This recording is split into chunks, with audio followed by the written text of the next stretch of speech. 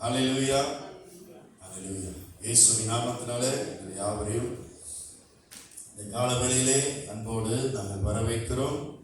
கர்த்தர் நல்லவர். ஹல்லேலூயா. 1000 நாள் காட்டிலும் வெளியே காட்டிலும் ஒரு நாள் தேவனுடைய சமூகத்தில் அவருடைய பாதத்திலே வந்து ஒரு மனமாக கூடி ஜெபிப்பது எத்தனை ஆனந்தம். ஆமென். Praise the lord. ஒரு மணி நேரம் மேலாக, ஒரு மணி நேரம் 10 நிமிஷம், இதுதான் தேவனுடைய பிரசனம். ஆரம்பத்தில் நம்ம போவதற்கு கஷ்டமாக இருந்தாலும் கர்த்தரை உண்மையாக தேடுகிற நடுவிலே கர்த்தர் உலாவி வருகிறவர். ஆமென். Praise the lord. யாரெல்லாம் தேவனுடைய பிரசனத்தை உணர்ந்தீங்க? யாரெல்லாம் உணர்ந்தீங்க? ஆமென். ஹல்லேலூயா. Price the Lord. ஹல்லேலூயா. அவருடைய பிரசனத்தை ஹல்லேலூயா உணரும் போது நமக்குள்ளாக இருக்கிற வேதனை, சஞ்சலம் எல்லாம் கடந்து போகும். நமக்குள்ளாக இருக்கிற வேதனை, பாடுகள் எல்லாம் கடந்து போகும். அதனாலதான் தாவீது தன் வாழ்க்கையில் தேவனை ஒரு நாளும் கூட அவரை தேடாமல் இருப்பது இல்லை. எப்போது ஆண்டவரை விடியும், எப்போது என்னுடைய சமூகத்திலே நான் இடைப்படுவேன், நான் பேசுவேன் என்று சொல்லி தாவீதுக்கு அவ்வளவு விருப்பம் தேவனோடு இடைப்பட, தேவனை ஆராதிக்க, கர்த்தரை துதிக்க. ஆமென். இன்றைக்கு தாவீதை போல சபைகள் துதிக்க வேண்டும். தாவீதை போல சபைகள் துதிக்க அந்த வாஞ்சை, அந்த இருதயம், அந்த தாகம், அந்த உணர்வு இன்றைக்கு சபைக்குள்ளாக வந்து அல்லேலூயா வரும்போது அவருடைய அசைவு, தேவனுடைய அசைவு, தேவனுடைய மகிமை அளவில்லாமல் நம் மேலே இறங்கி வரும். ஆமென். ஒவ்வொரு வாரமும் நம் வெறுங்கையாக வந்து, வெறுங்கையாக ஒரு நாளும் நம்ம போய்விடக்கூடாது. ஆமென். தேவ சமூகத்திலே நாம் வந்து அவருடைய பிரசனத்தையும் அவருக்கு நமக்கு கொடுக்கிற வார்த்தை மன்னா, அல்லேலூயா, அல்லேலூயா, பிரைஸ் தி லார்ட். வெறுங்கையாக நம்ம போய்விடக்கூடாது. நாம் போகும்போது அவர் மகிமைக்குள்ளாக அவர் ஆசீர்வதிக்க வேண்டும் என்று சொல்லி, கர்த்தர் இன்னைக்கு என்னோடு பேச வேண்டும் என்று சொல்லி, அந்த விருப்பத்தோடு, அந்த வாஞ்சியோடு ஒவ்வொருவரும் வரும்போது இந்த ஆராதனை மெய்யாகவே ஆசீர்வாதமாக இருக்கும். ஆமென். Praise the lord. அல்லேலூயா. அதுதான் கர்த்தர் விரும்புகிறார். அதுதான் முழு இருதயத்தோடு, முழு பலத்தோடு, முழு ஆவியோடும் ஒருமனமாக கர்த்தரை தேடும் போது அவருடைய அசைவு அளவில்லாமல் இருக்கும். Praise the lord. அல்லேலூயா. அவருடைய அசைவு இல்லாமல் ஆராதனை நாம் நடத்த முடியாது. அவருடைய பிரசனம் இல்லாமல் சபை அடுத்த நிலைக்கு போக முடியாது. அவருடைய பிரசனம் இல்லாமல் சபை வளராது. அவருடைய பிரசனம் இல்லாமல் எந்த சபையும் வளர முடியாது.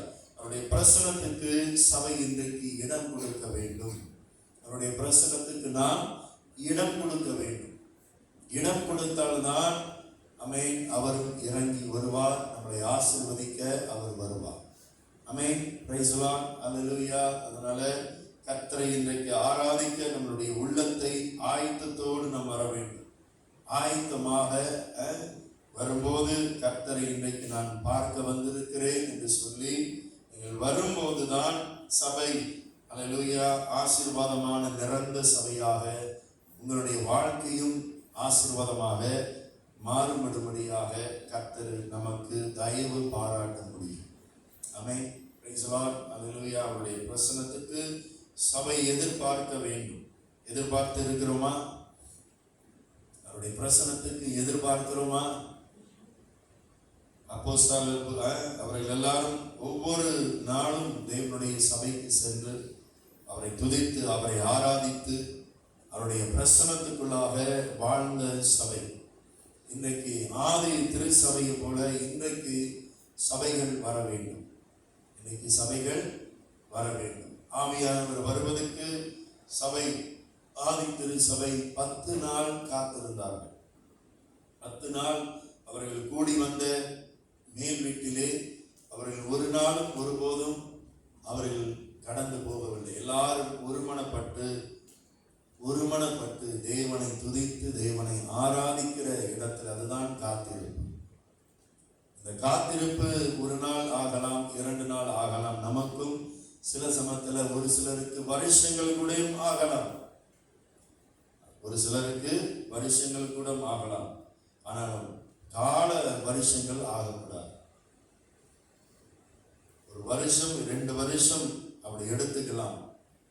ஆனாலும் அவருடைய பிரசன்னத்தை உணராத வாழ்க்கையாக நாம் இருந்து விடக்கூடாது. ஒவ்வொரு நாளும் அவருடைய பிரசன்னத்தை தழுவி கொண்டு அவருடைய பிரசன்னத்துக்குள்ளாக நாம் இருக்க வேண்டும்.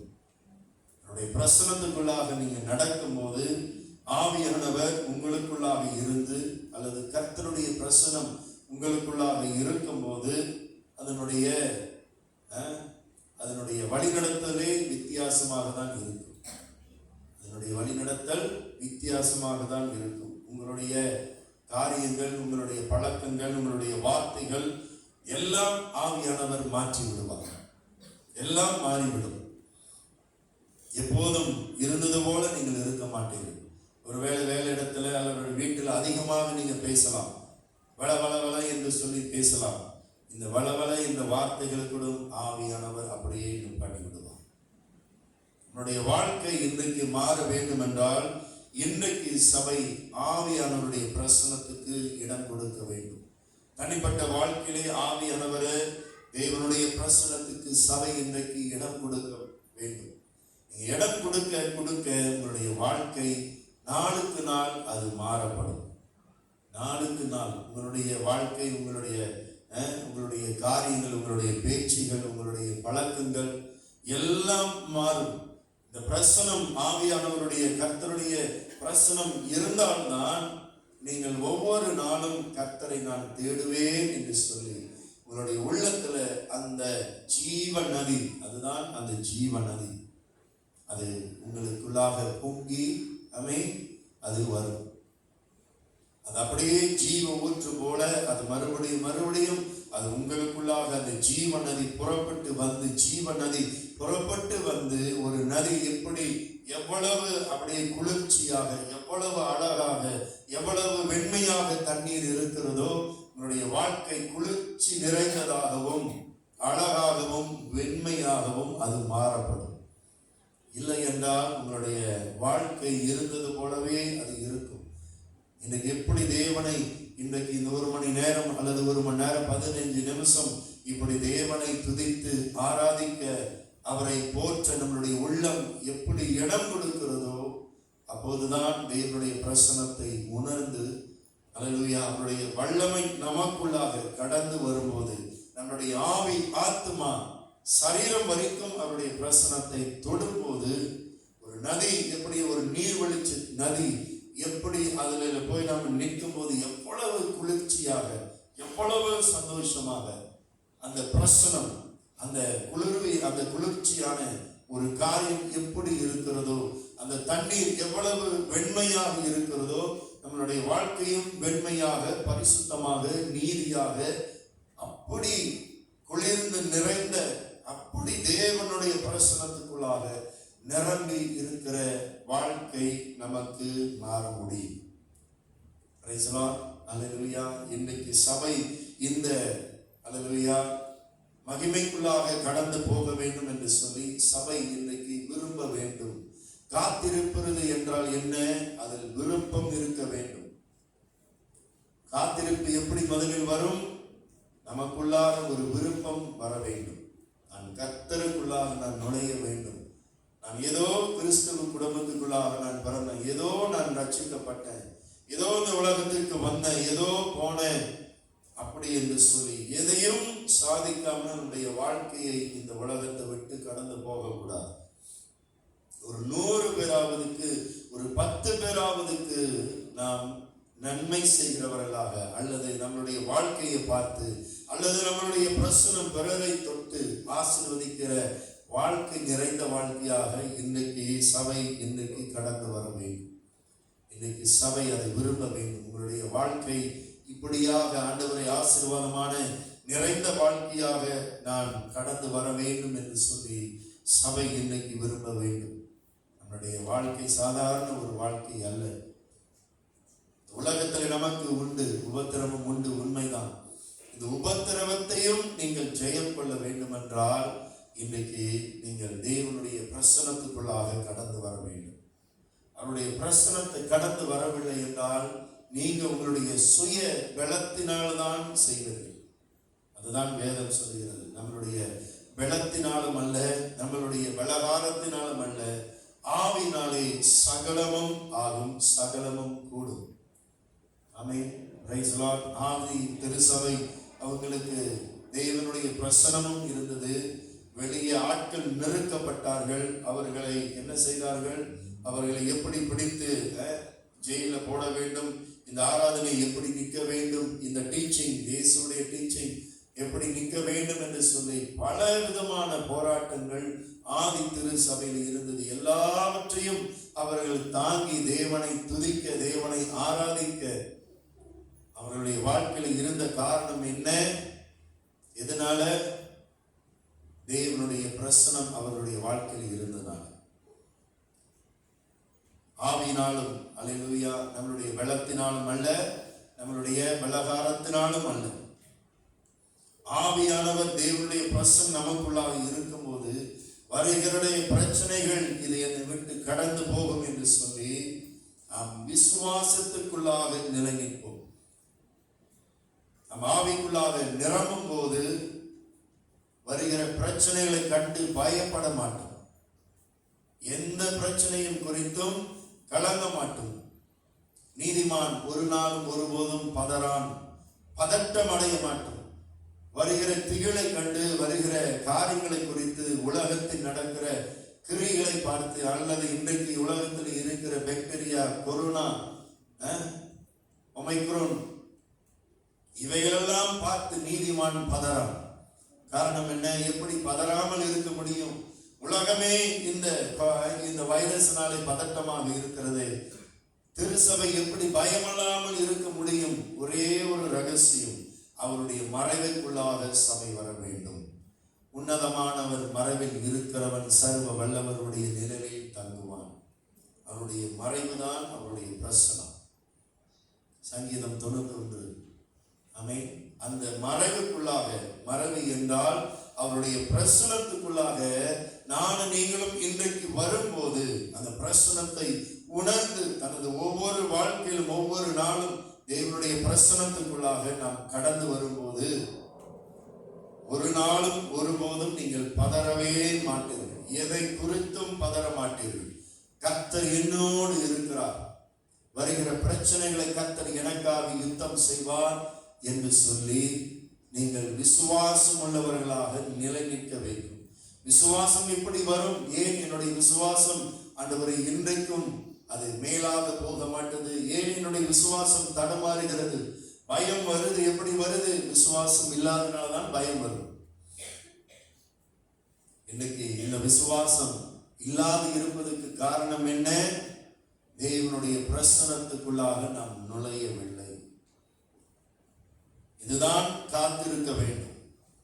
ஆண்டவரே உங்களுடைய பிரசனம் எனக்கு வேண்டும் என்று சொல்லி ஒவ்வொரு நாளும் உங்களுடைய அறைக்குள்ளாக சென்று உங்களுடைய கதவுகளை பூட்டி, ஆமென், வானத்தின் பல கனிகளை திறந்து இடம் கொள்ளா அல்லேலூயா உங்களை ஆசீர்வதிக்கிற கர்த்தரை நோக்கி ஜெபிக்கும் போது, அவரை ஆராதிக்கும் போது, ஆண்டவரே இன்றைக்கு என்னை ஆசீர்வதிக்க வாங்க என்று சொல்லி அவருடைய சமூகத்தில் நானும் நீங்களும் ஒவ்வொரு நாளும் தேடும் போது அவருடைய மறைவுக்குள்ளாக வருகிறீர்கள்.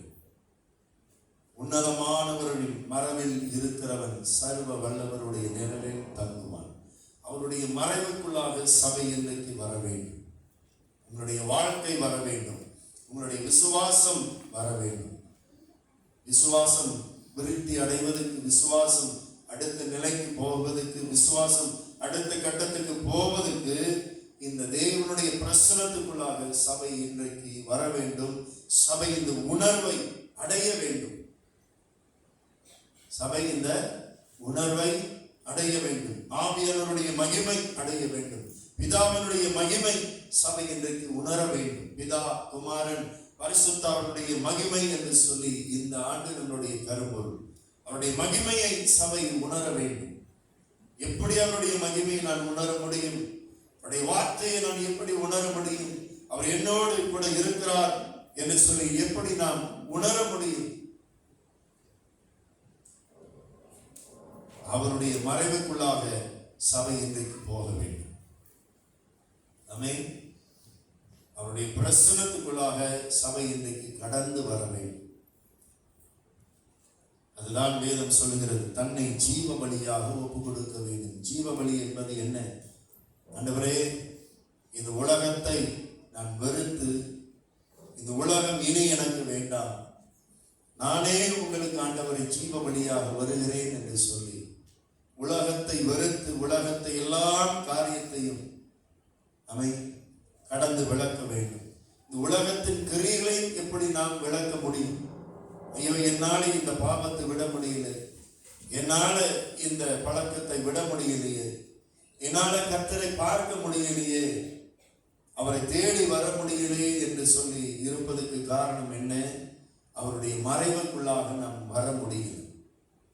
நீங்கள் வரும்போது உலகத்தின் சிற்றின்பங்களை, உலகத்தின் விருப்பங்களை, உலகத்தின் மேல் ஆசைகள், நான் இந்த உலகத்தார அல்லாதது போல நீங்களும் இந்த உலகத்தார அல்ல என்று சொல்லி இயேசு சொல்லி இருக்கிறார். தெரியுமா? நான் இந்த உலகத்தான் அல்ல. உலகம் உங்களுக்கு எந்த சந்தோஷமும் கொடுக்காது. நாம் இந்த உலகத்தில் இருந்தாலும் உலகத்தின் காரியங்கள் அல்லது நான் சொல்வது வேலைக்கு போவது வருவது அதல்ல உலகத்தின் காரியங்கள். உலகம் என்பது என்ன? கர்த்தரை தேட முடியாதபடிக்கு எது உங்களை இழுக்கிறதோ அதுதான் உலகம். நண்பர்கள் உங்களை இழுக்கிறார்களா? நண்பர்கள் தான் இன்றைக்கு உங்களுக்கு உலகம். கர்த்தரை தேடி முடியாதபடிக்கு எது உங்களை இழுக்கிறது? 12 மணி நேரம் வேலை, 14 மணி நேரம் வேலை, 16 அவர் வேலை அல்லது 20 மணி நேரம் வேலையா? வேலைதான் உங்களுக்கு உலகமாக அல்லது அது உங்களுக்கு தெய்வமாக மாறிவிடும். இதையெல்லாம் ஆண்டவரே நான் விட வேண்டும் என்றால், உலகத்தின் காரியத்தை நான் விட வேண்டும் என்றால், இன்றைக்கு அவருடைய மறைவுக்குள்ளாக சபை வர வேண்டும். சபை இன்றைக்கு காத்திருக்க வேண்டும். நீங்கள் எல்லாரும் 10 நாள் காத்திருங்கள் என்று சொல்லி இயேசு அப்போஸ்தலர் புத்தகத்துல 1ஆம் அதிகாரத்திலே சொன்னார். எல்லாரும் காத்திருக்கும் போது இன்றைக்கு சபை என்னவாகும்? படிப்போமா? எடுத்துக்கொள்வோமா? அப்போஸ்தலர் புத்தகம் 1ஆம் அதிகாரம், Book of Acts chapter 1. அப்போஸ்தலர் புத்தகம் 1ஆம் அதிகாரத்தை நாம் யாவரும் எடுத்துக்கொள்வோம்.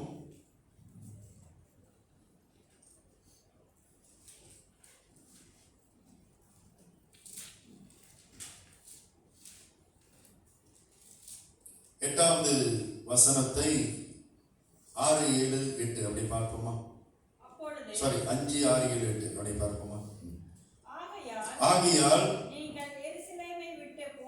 நீங்கள் எருசலேமை விட்டு போகாமல் என்னிடத்தில்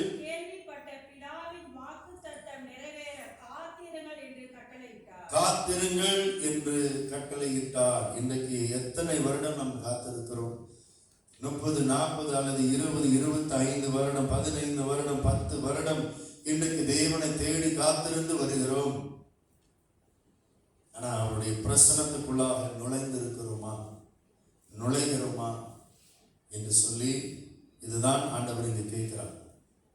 காத்திருக்க வேண்டும். இவர்கள் எல்லாரும் 10 நாள் காத்திருந்தார்கள்.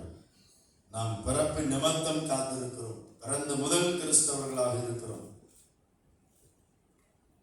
அடுத்தது, அப்பொழுது கூடி வந்தவர்கள் அவரை நோக்கி, ஆண்டவரே, இக்காலத்தில் ராஜ்யத்தை இஸ்ரவேலுக்கு திரும்ப கொடுப்பீர் என்று கேட்டார்கள். இயேசு பரிசுத்த ஆவியானவரை பற்றி சொல்கிறார்.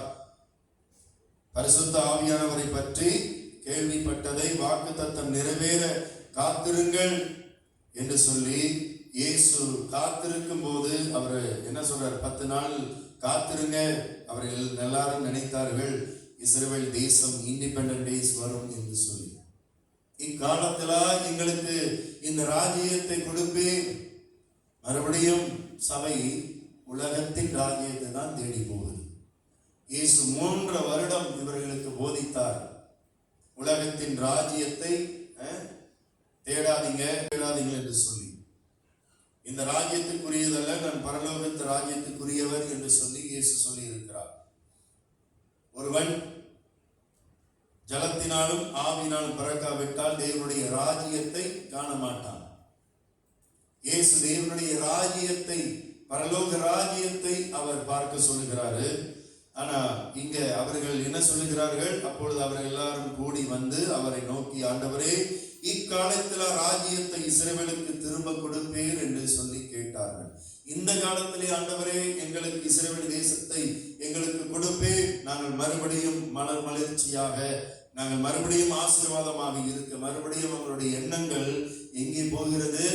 மறுபடியும் உலகத்தின் காரியங்கள், உலகத்தின் ராஜ்யங்கள், உலகத்தை ஆளுபடும்படியாக தான் சீஷர்களுக்கு போகிறது.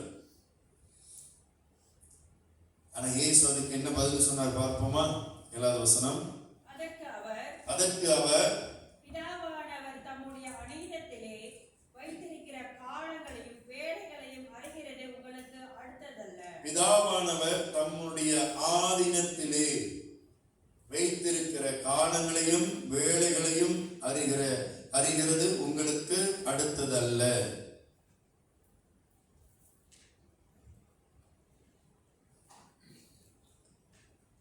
இப்போது நான் உங்களுக்கு ராஜ்யத்தை கொடுப்பது இப்ப அல்ல, பிதாவானவர் ஒரு நேரம் வைத்திருக்கிறார், அப்போது அந்த ராஜ்யத்தை கொடுப்பார். அதுதான் 1948, 2000 ஆண்டு கிட்டத்தட்ட.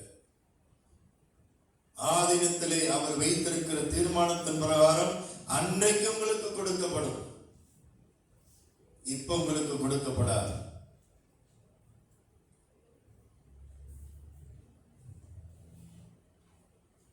அடுத்தது, பரிசுத்த ஆவி உங்களிடத்தில் வரும்போது நீங்கள் பலனடைந்து காத்திருக்கும் போது, இன்றைக்கு பல வருடமாக நாம் காத்திருக்கிறோம். இந்த பலன் நாம் அடைந்திருக்கிறோமா? இந்த பலனுக்குள்ளாக, அந்த அனுபவத்துக்குள்ளாக சபை இன்றைக்கு கடந்து போயிருக்கிறதா? நானும் பல வருடங்களாக காத்திருக்கிறேன். ஆண்டவரே, இந்த பலன் நான் அடைந்திருக்கிறேன் என்று சொல்லி யார் நிச்சயமாக இன்றைக்கு சொல்ல முடியும்? இயேசு சொன்னார், காத்திருங்க, 10 நாட்கள் காத்திருங்க. 10வது நாட்கள் ஆவியானவர் இறங்கி வரும்போது எப்படி வருவாரு? பரிசுத்த ஆவி உங்களிடத்தில் வரும்போது நீங்கள் பலனடைந்து, அப்படி என்றால் இன்றைக்கு காத்திருந்து இந்த பலனுக்குள்ளாக நாம் யாவரும் போகவில்லை என்றால் நாம் எல்லாரும் பலவீனம் உள்ள பிள்ளைகளாகவே இருக்கிறோம். இந்த பலவீனத்தின் நிமித்தம் தான் இந்த உலகத்தின் காரியங்கள் நமக்குள்ளாக, விசுவாசங்கள் அவரை தேடி முடியாதபடிக்கு நாட்கள் இருக்க நமக்குள்ளாக இருக்கிற பலவீனம், ஆவிக்குள்ளாக இருக்கிற பலவீனம், மாமிசத்தில் வருகிற பலவீனம், ஆத்மாலை வருகிற பலவீனம், எல்லா பகுதிகளும் பிசாசானவன் நம்மளுக்கு ஒரு பலவீனத்தை வைக்கிறான். இது உடைக்க வேண்டும் என்றால் இன்றைக்கு சபை மெய்யாகவே அவருடைய சமூகத்தில் வந்து காத்திருந்து, ஆண்டவரே, இன்றைக்கு ஆதி திருச்சபையிலே பலத்தினாலும் மகிமையினாலும் நீங்கள் நிரப்பினது போல இன்றைக்கு என்னை நிரப்ப வாங்க. இன்றைக்கு சபை இப்பேற்பட்ட பலம் உள்ள சபையாக மாற வேண்டும். பலனடைந்து அடுத்தது எருசலேமிலும் யூதேயா முழுவதிலும் சமாரியாவிலும் பூமியின் கடைசி பரியந்தமும் எனக்கு சாட்சிகளாக உண்மையுள்ளவர்களாக என்னை பற்றி உலகமெங்கும் நீங்கள் போய் கடந்து சொல்லுவீர்கள் என்று சொல்லி கர்த்தர் அவர் முன்கூட்டியே சபைகளுக்கு அவர் சொல்லி இருக்கிறார். காத்திருக்கும் போது சபை இன்றைக்கு பரிசுத்த ஆவியினுடைய மகிமையை பெற்றுக்கொள்ளும். நல்லா விளங்கிக்கிங்க. நீங்க நாட்கள் ஆக ஆக காத்திருக்கும் போது உங்களுடைய காரியங்கள், அநேக காரியங்கள் நீங்கள் விடும்போது மன்னிக்கப்படாமல் பரிசுத்த ஆவியினுடைய மகிமையை சபை பெற்றுக்கொள்ள முடியாது. அது நான் உங்களுக்கு சொல்லுகிறேன். பிறர் குற்றங்களை அவர் உங்களுடைய குற்றங்களை மன்னிக்கிறது போல நாமும் பிறருடைய குற்றங்களை மன்னிக்க வேண்டும். மன்னிக்கப்படாமல் ஆவியானவர் உங்களை வந்து பலமாக நிரப்ப மாட்டார். இன்னும் யாருக்கு நமக்கு அநேகருக்கு மேல நமக்கு குற்றங்கள் இருக்கிறதா, மன்னிக்க முடியாத காரியங்கள் இருக்கும் என்றால் இன்றைக்கு சபை மன்னிக்க வேண்டும். நான் அடுத்த நிலைக்கு போக வேண்டும், அவருடைய பிரசனத்துக்குள்ளாக நான் கடந்து போக வேண்டும், எல்லா பிரச்சனைகளும் தாண்டி நான் கடந்து போக வேண்டும் என்றால் இன்றைக்கு சபை நமக்கு விரோதமாய் பேசப்பட்டதோ அல்லது குடும்பத்திலேயோ அல்லது நமக்கு தெரிந்தவர்களோ அல்லது நமக்கு விரோதமாக அநேக காரியங்கள் நமக்கு விரோதமாக செய்திருக்கலாம், தீங்கு செய்திருக்கலாம், அல்லது சில காரியங்கள் ரொம்ப வேதனையான காரியங்கள் கூட இருக்கலாம். இன்றைக்கு சபை மன்னிக்க வேண்டும். நீங்கள் மனதார மன்னித்தால்தான் ஆவியானவர் உங்களுக்குள்ளாக பலமாக இறங்குவார். இன்னைக்கு மன்னிக்கிற தன்மை சபைக்குள்ளாக இருக்க வேண்டும். மன்னிக்கிறோமா? மன்னித்து மறந்துட்டு ஆசீர்வதிக்கிறோமா?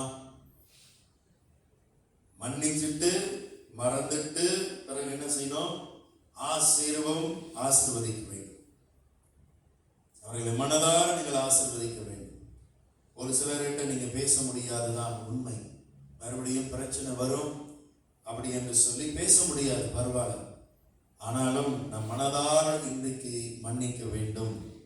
நீங்க மன்னித்து மறந்து நீங்கள் ஆசீர்வதித்தால்தான் உங்களுடைய பாவமும் மன்னிக்கப்படும். பாவம் நமக்குள்ளாக இருக்கும் என்றால் ஆவியானவர் பலமாக உங்களை வந்து நிரப்ப முடியாது. அது வரைக்கும் ஆவியானவர் உங்களுடைய உள்ளத்துல இருந்து மன்னிப்பா, அவங்களை மன்னித்து விட்டு விடு, பரவாயில்ல, உங்களோடு இடைப்படுவார். ஆவியானவர் உங்களுக்குள்ளாக தான் இருப்பார். ஆனா பலமாக உங்களை பயன்படுத்த முடியாது. பலன் உள்ள சபையாக இன்றைக்கு சபை மாற வேண்டும். இன்றைக்கு யாரை மன்னிக்க வேண்டுமோ சபை இன்றைக்கு மன்னிக்க வேண்டும்.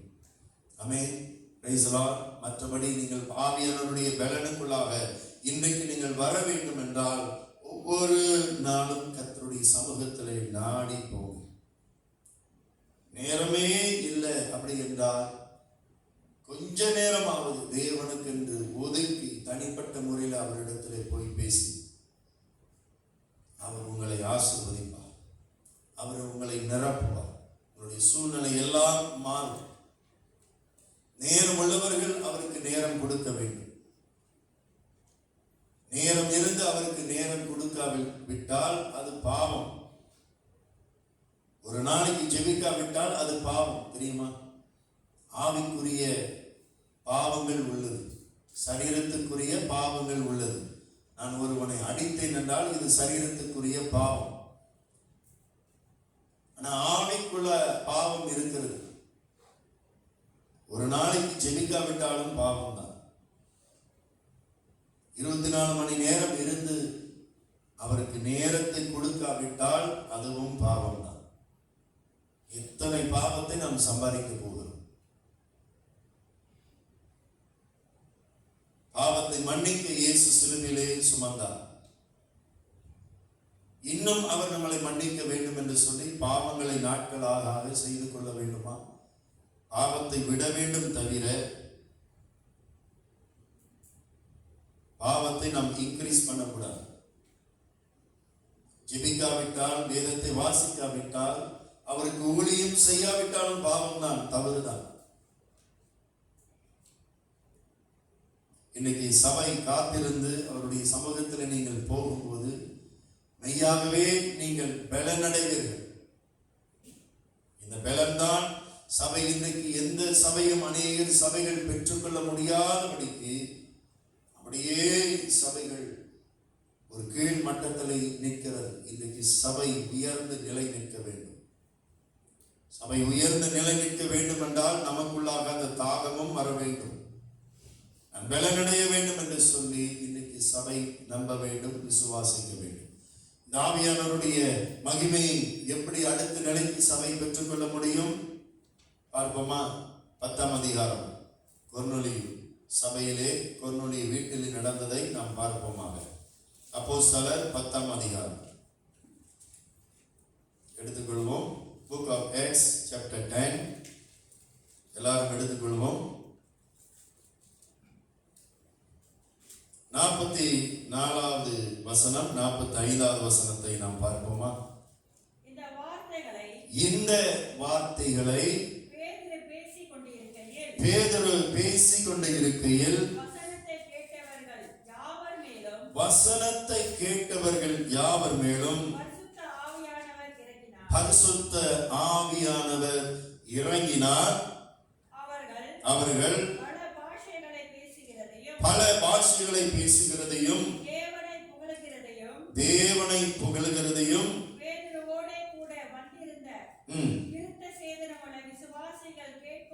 கேட்கும்போது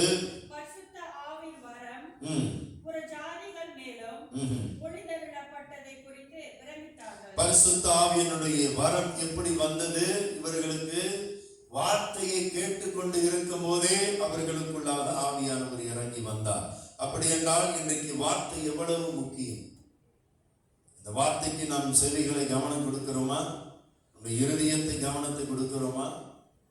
ஒரு பகுதியில தான் எனக்கு நான் காத்திருந்தால் ஆவியானவர் இறங்கி வந்து விடுவார் என்று சொல்லி அப்படியும் சபைகள் ஏமாந்து விடக்கூடாது. இவர் எல்லாரும் கொர்நேலியு அழைத்த போது இவர் எல்லாரும் கொர்நேலியுடைய சொந்தக்காரர்கள். இவர்கள் தேவனை பற்றி அறிந்தவர்கள், யெகோவா தேவனை பற்றி நம்பினவர்கள், விசுவாசித்தவர்கள். அவ்வளவு அவர்கள் எல்லாரும் உண்மை உள்ள பிள்ளைகள். அடுத்தது பேதுரு பேசிக் கொண்டு இருக்கையில் இதுதான் வசனம். இன்னைக்கு இந்த வசனத்தை கேட்பதற்கு இன்றைக்கு அநேகருக்கு முடியவில்லை. இன்றைக்கு இந்த வசனத்தை கேட்பதற்கு அநேகருக்கு நேரமும் இல்லை. வசனம் உங்களுக்கு எங்க கொடுக்கப்படும்? ரெவல்யூஷன் எங்க கொடுக்கப்படும்? சபையில தான் கொடுக்கப்படும். இன்றைக்கு சபைக்கு நீங்கள் வரும்போது ஆவியானவருடைய மகிமையினாலே சபை நிரப்பப்படும். இந்த வார்த்தை உங்களுக்குள்ளாக, இருதயத்துக்குள்ளாக அது போய் பதிய செய்யும். பதிய செய்தால்தான் உங்களுடைய ஆவி, உங்களுடைய ஆத்துமா தேவனுடைய வார்த்தையை அதை பிடித்துக் கொண்டு ஏற்றுக்கொள்ளும் போது, அதை விசுவாசிக்கும் போது ஆவியானவர் உங்களை நிரப்ப முடியும்.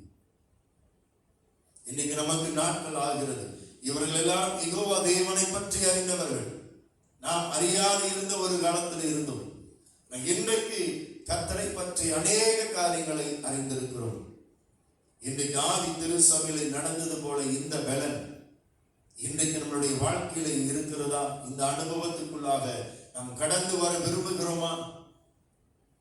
வார்த்தையை கேட்டுக்கொண்டு இருக்கும் போது இன்னைக்கு வார்த்தை எவ்வளவு முக்கியம். ஒவ்வொரு வார்த்தையும் ஆவியானவரால் எழுதப்பட்டது. இருபுறமும் கருக்குள்ள பட்டயமாக இருக்கிறது. தேவ ஆவியானவராலே நிரப்பப்பட்டு ஒவ்வொரு வார்த்தையும் எழுதப்பட்டு இருக்கிறது. அதுதான் சங்கீதம் 1ஆம் அதிகாரத்தில் என்ன சொல்லுகிறார்? படிப்போமா? சங்கீதம் 1ஆம் அதிகாரம் 1வது வசனத்தை படிப்போமா? புக் ஆஃப் சாம். துன்மார்க்கரின் ஆலோசனையில் நடவாமலும்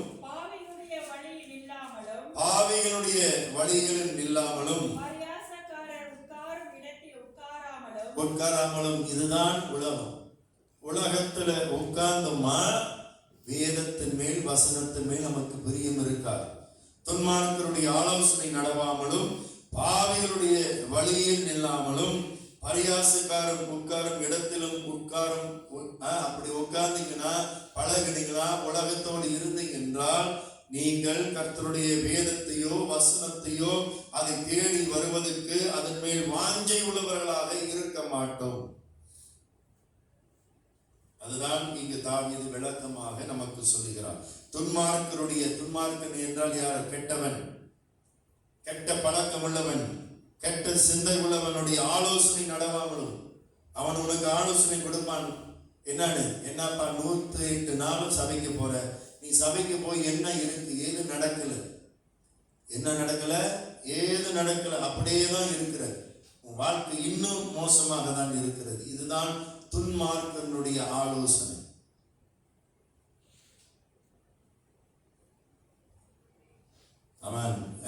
துன்மார்க்கன் எப்பேற்பட்டவன்? கெட்டவன். அவன் ஏற்கனவே கிறிஸ்துவ சபைக்குள்ளாக வந்து அல்லது பின்மாற்றத்துக்குள்ளாக போனவனாக இருப்பான், அல்லது கிறிஸ்துவை பற்றி அவனுக்கு பிரியமில்லாமல் இருக்கும், கிறிஸ்தவர்களை பிடிக்காமல் இருக்கும். இவன்தான் துன்மார்க்கன். ஆலோசனையில் நடவாமலும், அடுத்தது பாவிகளுடைய வழியில் நில்லாமலும்.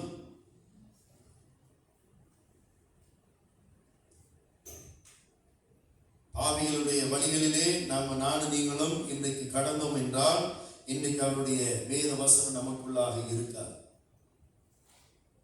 அதுதான் தாவீது 1ஆம் அதிகாரத்திலே 1வது வசனத்திலே அவர் சொல்லுகிறார், இவர்களெல்லாம் விட்டு நானும் நீங்களும் விலக வேண்டும், துன்மார்க்கரின் ஆலோசனை நடவாமலும் பாவிகளுடைய வழியில் நில்லாமலும் பரியாசக்காரர் உட்காரும் இடத்தில் உட்காராமலும். பரியாசக்காரர் என்றால் என்ன? விடைக்கிறவர்கள், விடைப்பு பேச்சு பேசுகிறவர்கள். பைபிள் எடுத்துட்டு வந்து நான் பரிசுத்தவான். வேலை இடத்துல கூட உங்களை பரியாசமா பேசுவார்கள், சொந்தக்காரர்கள் கூட பேசுவார்கள், நம்மளை முன்னுக்கு விட்டுட்டு பின்னால பேசுவாங்க.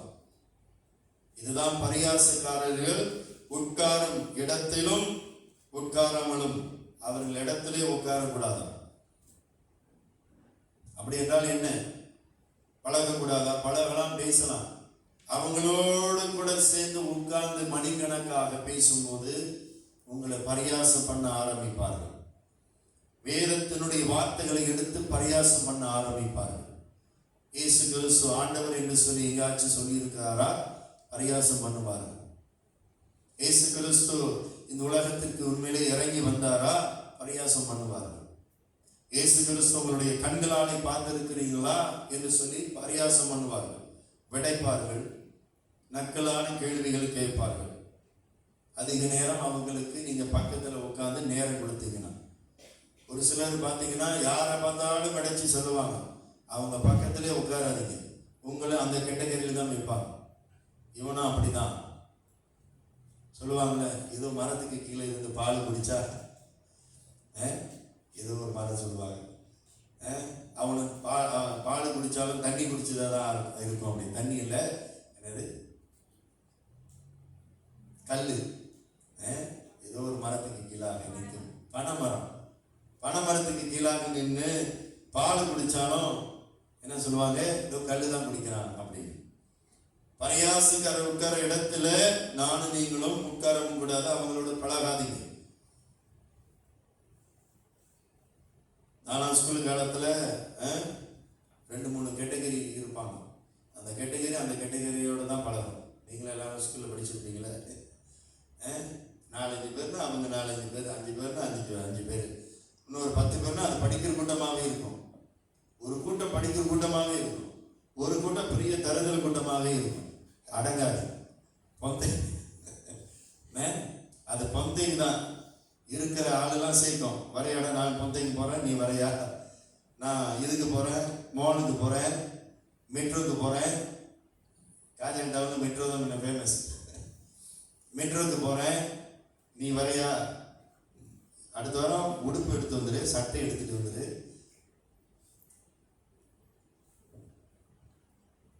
இதுதான் பரியாசக்காரர் பாவிகளுடைய வழி.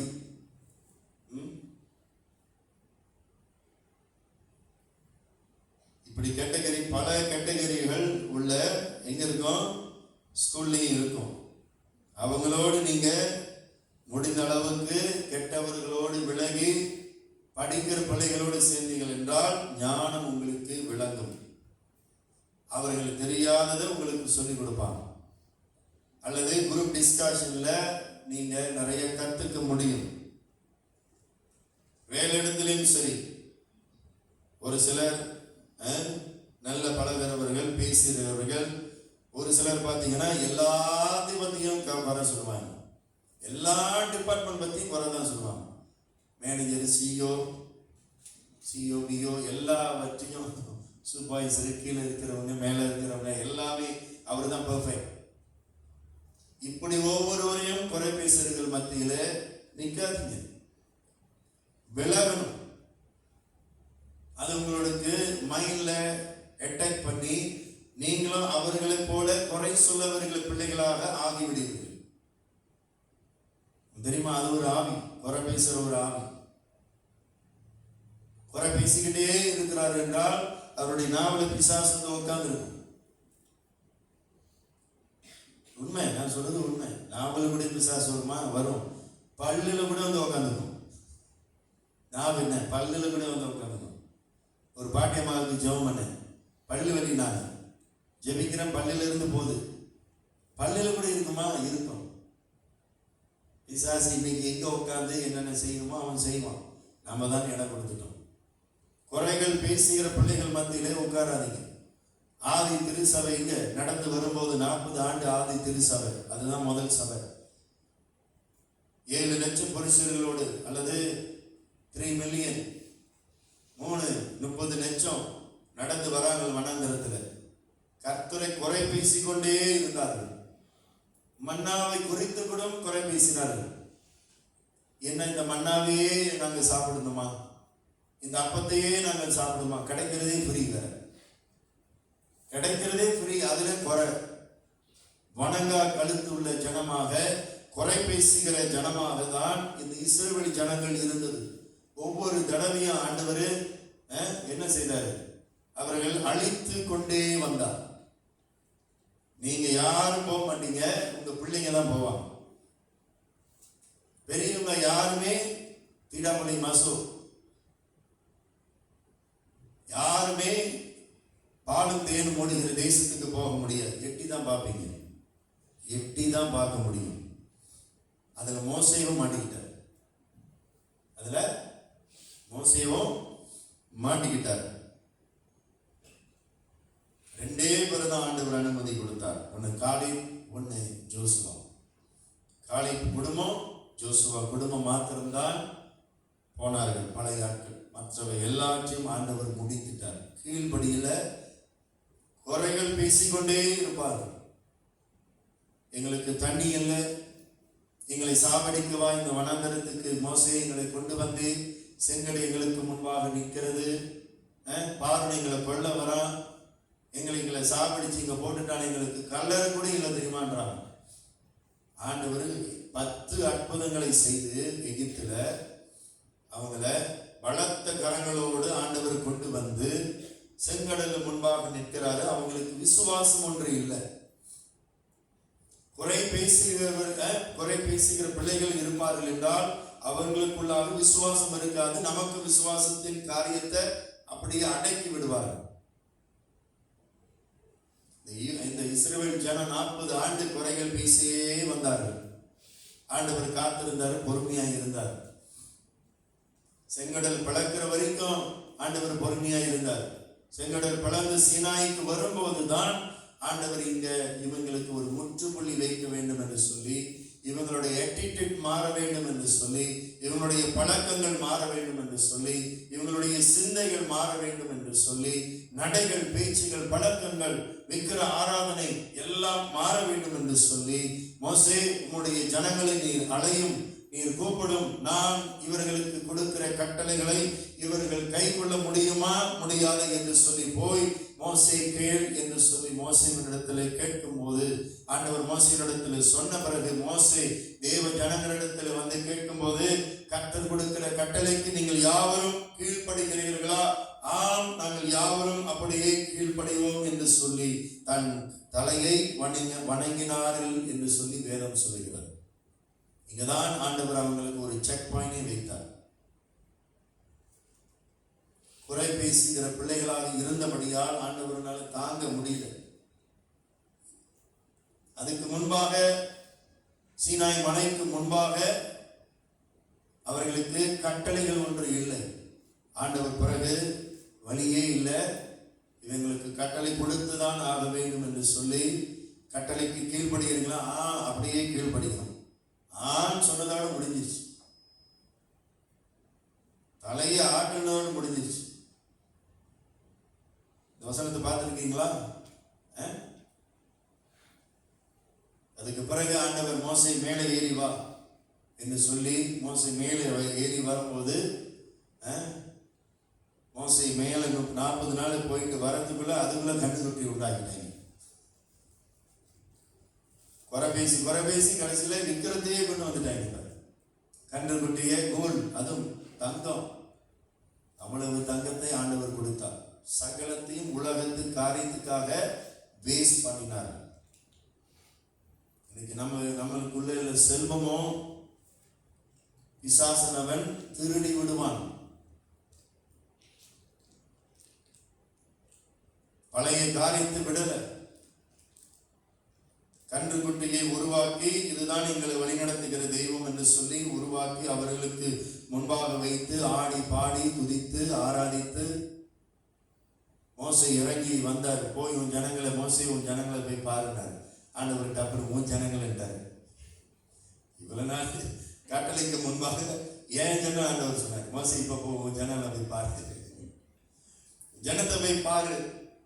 மோசே வந்தார். ஆத்திரமடைந்து கட்டளையை உடைச்சிட்டார். 10 கட்டளையை கல்லில் செதுக்கின ஆண்டவர் கைகளை கொடுத்த 10 கட்டளை ஆண்டவர் உடைத்து அன்றைய தினம் 3000 பேர் செத்து போனாங்க. முதல் சபை ஆரம்பிக்கும் போது 3000 பேர் இறந்தார்கள். ஆனால் இயேசு கிறிஸ்துவுக்கு பிறகு ஆவியானவர் இறங்கி வரும்போது முதல் சபை ஆரம்பிக்கப்பட்ட சபை 3000 பேர் ரட்சிக்கப்பட்டார்கள். இப்படி யூத ஜனங்கள் குறை சொல்லே இருந்தார்கள், பரியாசக்காரர்கள், நாவ அடக்க தெரியல. அதனாலதான் ஆவியானவர் சபைக்கு முதல் சபையில வரும்போது நாவை தொட்டார். நாவை தொடும்போது வார்த்தைகளை கேட்டுக்கொண்டு இருக்கும் போதே, கொர்நேலிய வீட்டிலே அவர்கள் கேட்டுக்கொண்டு இருக்கும் போதே ஆவியானவர் டப்புன அவர்களுடைய நாவை தொட்டு பல பல பாஷைகளை அவர்களை பேச வைத்தார். இதுதான் ஆவிக்குள்ளாக நிரப்பப்படுவது, முழுமையான நிரப்புதல். இன்னைக்கு நம் முழுமையாக ஒரு நிரப்புதல் இல்லை. அந்த அனுபவத்துக்குள்ளாக சபை இன்றைக்கும் கடந்து போகவில்லை. இன்னைக்கு சபை கடந்து வந்தே ஆக வேண்டும். நானும் நீங்களும் இன்றைக்கு அடுத்த நிலைக்கு போக வேண்டும் என்றால் தேவனுடைய வார்த்தையை நாம் கேட்க வேண்டும். என்ன சொல்லுகிறது? அடுத்தது படிப்போமா? உட்காராமலும் சங்கீதம். கர்த்தருடைய வேதத்தில் பிரியமாய் இருந்து இரவும் பகலும் அவருடைய வேதத்தில் தியானமாய் இருக்கிற மனுஷன் பாக்கியவான். இதையெல்லாம் நானும் நீங்களும் ஒதுக்கணும். குறை பேசுறத, மன்னிக்க முடியாத காரியத்தை,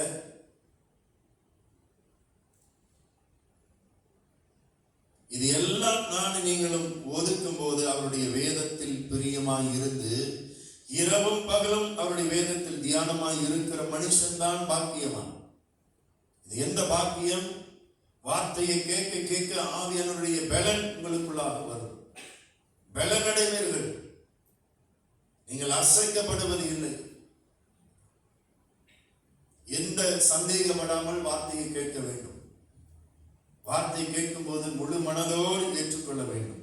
இது எனக்கு ஏற்றுக்கொள்ள முடியாது, இது என்னாலே செய்ய முடியாது என்றால் ஆவியானவரும் உங்களுக்கு பலமாக இறங்கவும் முடியாது, அவரும் உங்களுடைய வாழ்க்கையில வந்து எதுவும் செய்யவும் முடியாது.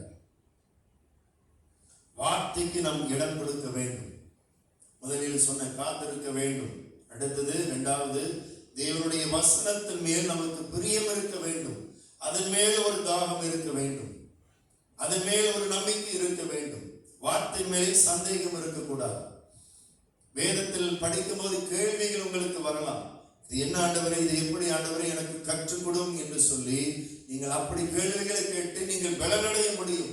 வார்த்தையை படிக்கும் போது, தியானிக்கும் போது, இங்க பவுல் சொல்லுகிறார், இங்க தாவீது சொல்லுகிறார், தேவனுடைய வேதத்தில் பிரியமாய் இருந்து அவருடைய வேதத்தில் தியானமாய் இருக்கிற மனுஷன். இதுதான் தியானம்.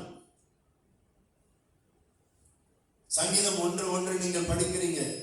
ஆண்டவரே, யார் இந்த பரியாசக்காரர், யார் இந்த துன்மார்க்கர், ஏன் இப்படிப்பட்ட காரியத்தை இங்க சங்கீதக்காரர் தாவீது எழுதியிருக்கிறார், ஏன் முதல் சங்கீதம் இப்பேற்பட்ட காரியத்தை எழுதப்பட்டு இருக்கிறது? இதுதான் கேள்வி. நீங்கள் கேள்வி கேட்க கேட்க கர்த்தர் ஆவியானவர் உங்களுக்கு சொல்லிக் கொடுப்பார். இதுதான் தியானம். இதுதான் தியானம். நடக்கும் போகும்போதும் கர்த்தருடைய வார்த்தையை நீ நினைவு கூறு. இன்னைக்கு போகும்போதும் வரும்போதும் இன்னைக்கு என்ன படித்தீர்களோ அதை நீங்கள் தியானிக்க வேண்டும். ஆண்டவரே, இதனுடைய வார்த்தை தான் என்ன, இதனுடைய சத்தியம் தான் என்ன, எனக்கு கற்றுக் கொடுங்க ஆண்டவரே, எனக்கு சொல்லிக் கொடுங்க. ஒரு நாள் அவரை விடாமல் நீங்க அப்படி பிடிக்கணும். இதுதான் தியானம். நீங்கள் தியானிக்க தியானிக்க, ஓ, நான் இனியும் துன்மார்க்க வழியில உட்கார மாட்டேன், பாவிகள் வழியிலே நான் நடக்க மாட்டேன், பரியாசக்காரர் உட்கார இடத்துல நான் உட்கார மாட்டேன். அது தேவனுக்கு பிரியமல்ல. அவனும் கெட்டு போயிடுவான், என்னையும் கெடுக்க வச்சிருவான். அப்படி என்று சொல்லி உங்களுக்குள் ஒரு தெளிவு வரும். தியானிக்காவிட்டால் தெளிவு வராது. இன்னைக்கு சபை தியானிக்க வேண்டும். அவருடைய வார்த்தையை படித்து நீங்கள் தியானிக்க வேண்டும். முதலில் படிக்க வேண்டும். படித்தால்தான் தியானிக்கவே முடியும். இதுக்கென்று கொஞ்ச நேரம் நீங்கள் ஒதுக்க வேண்டும். ஒரு 5 கத்தாஸ் இந்த பேப்பர் இருக்குல்ல, 5 ஒரு நாளைக்கு பக்கம், 5 பக்கம் எடுத்து படிச்சீங்கன்னா போதும். 5 பக்கம் எடுத்து முழு இருதயத்தோடு ஆவியானவரை எனக்கு கற்றுக் கொடுங்க. எப்படி நீங்க இருப்பீங்க தெரியுமா? உங்களுடைய வாழ்க்கை எப்படி தெரியுமா இருக்கும்? 3வது வசனம், அவன் நீர்க்கால்களுமாய் ஓரமாய் நடப்பட்டு தன் காலத்தில் தன் கனியை தந்து இலை உதிராது இருக்கிற மரத்தை போல் இருப்பான். அவன் செய்வதெல்லாம் வாய்க்கும். வேதமும் தண்ணீர் தான் சொல்லுது. வேதமும் ஒரு தண்ணீர் தான். நீங்கள் எல்லாரும் மரங்களை போல இருந்து, மரம் எப்படி ஓரத்தில் நின்று நதி ஓரத்தில் இருந்து, மரம் எந்த மரம் எல்லாம் நதி ஓரத்துல அல்லது ஒரு கால்வாய் ஓரத்துல அல்லது ஒரு தண்ணீர் போகிற இடத்துல எந்த செடியோ எந்த மரமோ இருக்கிறதோ அது அந்த தண்ணீரை உறிந்து கொள்ளும். இன்றைக்கு சபை தண்ணீராகிய வார்த்தையை உறிந்து கொள்ள வேண்டும். நீங்கள் உறிந்து கொண்டால்தான் உங்களுடைய இலை உதிராமல் இருக்கும், அல்லது உங்களுடைய வாழ்க்கை காயாமல் செழிப்பில்லாமல் இருக்கும். வார்த்தை நீங்கள் இழுத்து அதை உங்களுடைய இருதயத்தில் பதிக்காவிட்டால் உங்களுடைய வாழ்க்கை எப்படி இருக்கும்? வெறுமையாக இருக்கும். அது வெறுமையாக தான் இருக்கும். எதுவுமே நீங்க உணர முடியாது. ஏன் இங்க இருந்து நான் பேசும்போது கூட எதுவுமே உங்களுக்கு உணர்வு அடையாது. உங்களுடைய வாழ்க்கை உணர்வு அடையாது, குத்தப்படாது. பேதுரு ஆவியானவரை பெற்றுக்கொண்டு பெந்தகோஸ்து நாளிலே அவர் பேசும்போது மனதிலே குத்துண்டவர்களாக, இன்னைக்கு மனதிலே குத்தப்படவில்லை என்றால் வார்த்தை பேசும்போது ஐயோ நான் இதை செய்யவில்லையே என்று சொல்லி உங்களுக்குள்ளாக ஒரு வேதனை, கவலை, ஆவிக்குரிய கவலை. இதுதான் ஆவிக்குரிய கவலை. கர்த்தரை நான் தேட முடியவில்லையே, ஐயோ இந்த வார்த்தையின் பிரகாரம் நான் செய்ய முடியவில்லையே என்று சொல்லி உங்களுடைய உள்ளத்திலே வரவில்லை என்றால் நீங்க எல்லாரும் எப்படி இருக்கிறீங்க? தோய்ந்து போய் இருக்கிறீங்க. ஒரு மரம் எப்படி தண்ணீர் எடுக்கலையோ, மரம் எப்படி போய் கிடக்கும்? பட்டு போய் கிடக்கும். அது கிளைகள் எல்லாம் அப்படியே பட்டு போய் கிடைக்கும். கிளைகள் தான் ஆக்சிஜனை கொடுக்கிறது. ஒரு மரம் பட்டு போய் அப்படி என்றால் அதனுடைய மரத்திற்கு என்ன இல்லை? தண்ணியே இல்லை. இன்னைக்கு சபை தண்ணியை உரிய வேண்டும். தண்ணியை சபை இழுக்க வேண்டும். இதெல்லாம் ஆவிக்குரிய ரகசியம், ஆவிக்குரிய காரியம். நீங்களும் மாமிசத்துல செயல்பட முடியாது. மாமிசத்துல நீங்களும் போக முடியாது. ரகசியத்தையும் பெற்றுக்கொள்ள முடியாது. வெளிப்படத்திலையும் பெற்றுக்கொள்ள முடியாது. கர்த்தருடைய சத்தத்தை நீங்கள் அறிந்து கொள்ளவும் முடியாது. கர்த்தருடைய சத்தத்தை அறிந்துதான் தாவீது இங்கே எழுதியிருக்கிறார் சங்கீதம் பாட்டு. அவன் எப்படி இருப்பான்? அவன் நீர்காலின் ஓரமாய் நடப்பட்டு தன் காலத்தில் தன் கனியை தருவான்.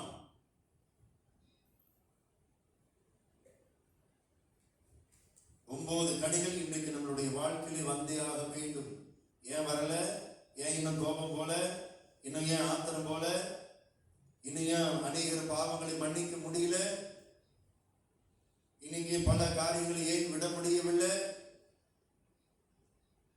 இன்னைக்கு பிறர் அன்பு செலுத்த முடியல. ஆவியானவருடைய வார்த்தையை சபை உரியவில்லை, கேட்கவில்லை. நீங்க என்ன சொல்றது, நாங்கள் என்ன கேட்பது? வெறுமையாக வந்து வெறுமையாகவே சபை விட்டு போகுது. வாழ்க்கை எப்படி இருக்கும்? கனிகள் இல்லாத வாழ்க்கையாக தான் இருக்கும். ஒரு மரம் இருக்கும் என்றால் கனிகள் இருந்தே ஆக வேண்டும். அதுதான் இயேசு சொல்லுகிறார். உவமைகளாக 3 ஆண்டு நான் பார்க்கிறேன், இந்த மரம் கனிகள் இல்லை என்றால் நான் அதை வெட்டி போடுவேன்.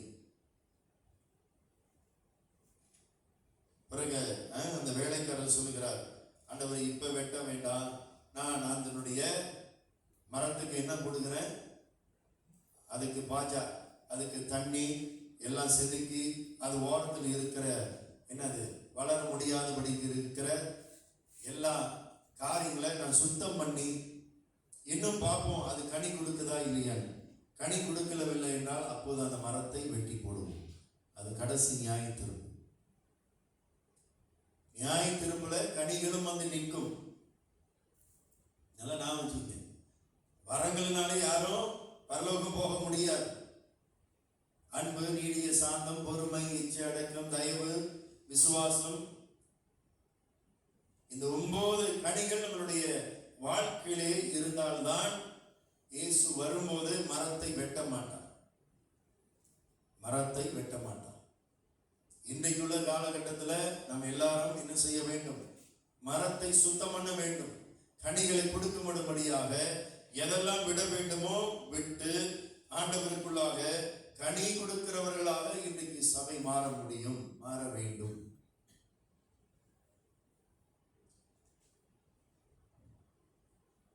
இதுதான் வசனத்தை கேட்கிறவர்கள், தியானிக்கிறவர்களுடைய வாழ்க்கை இவ்வளவு மகிழ்ச்சியாக, சந்தோஷமாக, இப்படி அந்த மரம் எப்படி இருக்கும்? செழிப்பா இருக்கும். உங்க வாழ்க்கையை செழிப்பா இருக்கும். ஆவிக்குரிய வாழ்க்கையை செழிப்பா இருக்கும். அவன் இலை உதிராத இருக்கிற மரத்தை போல் இருப்பான். அவன் செய்வதெல்லாம் வாய்க்கும். இன்னைக்கு அநேக காரியம் நம்ம செய்வதெல்லாம் வாய்க்காமல் போவதற்கு காரணம் என்ன? நம்ம என்றைக்கும் அவருடைய மறைவிடத்துக்கு வரமாட்டோம். அவருடைய பிரசனத்துக்குள்ளாக வரமாட்டுகிறோம். அவருடைய வார்த்தைக்கு கீழ்ப்படிய மாட்டுகிறோம். அவன் செய்வதெல்லாம் வாய்க்கும். துன்மார்க்கன் ஆலோசனை, பாவிகளுடைய வழியிலே இதெல்லாம் விட வேண்டும், பாவத்தை விட வேண்டும் என்று சொல்லி பாவத்தை நாம் விட வேண்டும். பாவியோடு இனி பழகாது என்று சொல்லி தாவீது இங்கே எச்சரித்து, நீ கர்த்தருடைய வார்த்தை மேலே பிரியமாயிருப்பா, இந்த வார்த்தை மேலே பிரியமாயிரு. நான் வார்த்தையாகவே இருக்கிறேன். இந்த வார்த்தை உன்னிடத்திலே பேசப்படும். அவர்கள் எல்லாரும் வார்த்தைகள் கேட்டபோது பரிசுத்த ஆவியானவர் அவர்கள் மேல் வந்து அமர்ந்தார். இன்னைக்கு வார்த்தை எவ்வளவு முக்கியம். ஆராதிக்கும் போது கர்த்தர் வருவார், ஆவியானவர் இறங்கி வருவார். அதுதான் காத்திருக்கும். கர்த்தரை துதித்தார்கள், ஆராதித்தார்கள், ஜெபித்தார்கள். 10 நாள் சபை காத்திருந்தது. ஆவியானவர் அவர்களை வந்து பலமாக வந்து நிறைத்து ஆசீர்வதித்தார். 2வது ரகசியம், வார்த்தைகள் கேட்டுக்கொண்டு இருக்கும் போது ஆவியானவர் பலமாய் அவர்கள் மேலே வந்து இறங்கினார். அவர் எல்லாரும் பல பல பாஷைகளை பேசி பலனடைந்தார்கள். ஆமென். Praise the Lord. எத்தனை ஆண்டுகள் கர்த்தரை தேடி வருகிறோம். இந்த பலத்துக்குள்ளாக சபை இன்றைக்கு கடந்து போயே ஆக வேண்டும். நீங்கள் கடந்து போகும்போது பல இக்கட்டுகள் வரலாம். பல காரியங்கள் சாத்தான் உங்களுக்கு தடையை வைப்பான். அதையெல்லாம் கடந்து போகும்படியாக ஆண்டவர் நமக்கு மான்கள் கால்களை கொடுத்திருக்கிறார். மான் கால்கள் என்றால் என்ன? இதையும் நான் தாண்டி போவேன், இதுவும் என்னை விட்டு கடந்து போகும், எல்லாம் மாயை என்று சொல்லி பிரசங்கி புஸ்தகம் சொல்லப்படுகிறது. இதுவும் என்னை விட்டு கடந்து போகும். இன்றைக்கு நாம் அடுத்த நிலைக்கு போக வேண்டும். சத்துருவு நிறைய காரியத்தை நமக்கு முன்பாக வைப்பான். இதையும் ஆண்டவரை நான் தாண்டி போவதற்கு எனக்கு பலத்தை கொடுங்க ஆண்டவரே. அந்த வாஞ்சை உங்களுக்கு இருக்கும் போது கர்த்தர் உங்களுக்கு அந்த பலனை கொடுப்பார். கர்த்தர் அந்த தயவை உங்களுக்கு கொடுத்து நீங்கள் என்றுமே அனுபவிக்காத அந்த தெய்வீக பிரசனத்தை, அந்த வல்லமையை, அந்த பலனை உங்களுடைய வாழ்க்கையில் நீங்கள் அனுபவிக்கும் போது